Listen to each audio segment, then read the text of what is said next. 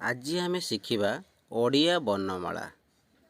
ଆସନ୍ତୁ ଶିଖିବା। ଅରେ ଅରଟ, ଅରେ ଅରଟ, ଆରେ ଆତ, ଆରେ ଆତ, ହସଇରେ ଇଜତ, ହସରେ ଇଜତ, ଦୀର୍ଘଇରେ ଇସ, ଦୀର୍ଘରେ ଇସ,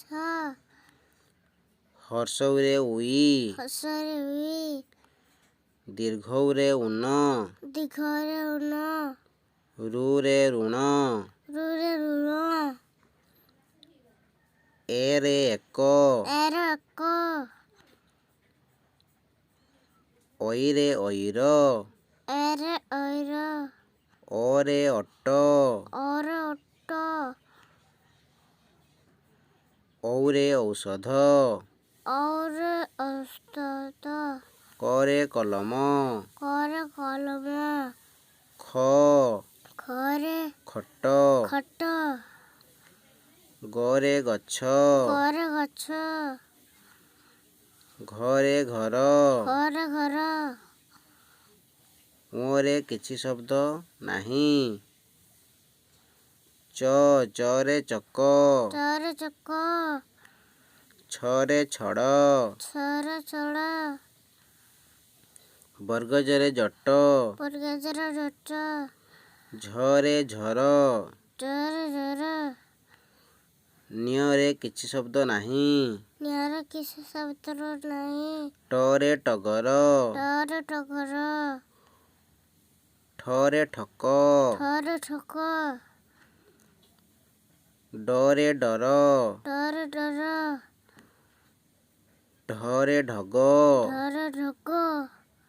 ମୂର୍ଧଣ୍ୟକୁ ଶବ୍ଦର ପ୍ରଥମ ଅକ୍ଷର ଭାବେ ବ୍ୟବହାର କରିହୁଏ ନାହିଁ। ତେଣୁ ପଣସର ମଝିରେ ବ୍ୟବହାର ହୋଇଅଛି। ତରେ ତପ, ଥରେ ଥର, ଦରେ ଦଶ, ଥରେ ଦଶ, ଧରେ ଧନ, ଥରେ ଧନ,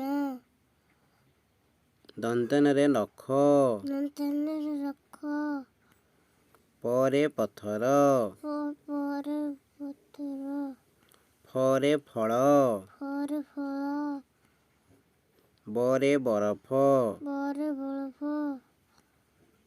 ଭରେ ଭଜନ, ଭରେ ଭଜନ, ମରେ ମଟର, ମରେ ମଟର, ଅନ୍ତସ୍ଥରେ ଯମ, ଅସ୍ତସ୍ଥରେ ଯମ, ରରେ ରଥ।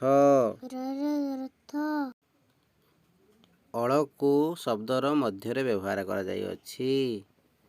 କଳସ, ଓରେ କୌଣସି ଶବ୍ଦ ନାହିଁ। ତାଲବେଶରେ ଶୟନ, ମୁଧନେଶ, ଦନ୍ତେଶ, ଦନ୍ତେଶରେ ସତ, ହରେ ହଳ, କ୍ଷରେ କ୍ଷତ। ଅନ୍ତସ୍ଥୟକୁ ମଧ୍ୟରେ ବ୍ୟବହାର କରାଯାଇଛି। ଗୟଳ, ଲରେ ଲୟ,